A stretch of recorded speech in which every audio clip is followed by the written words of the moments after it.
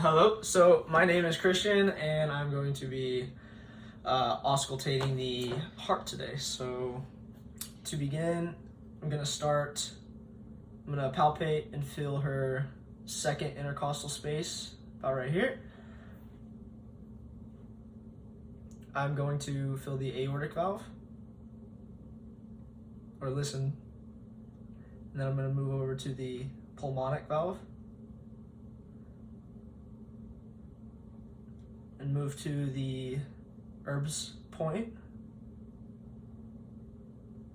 Continue to the tricuspid valve. I'm going to finish off with the bicuspid valve. Okay, so her heart sounded normal. S1 and S2 were normal. There were no signs of murmurs or any extra sounds, no splits, so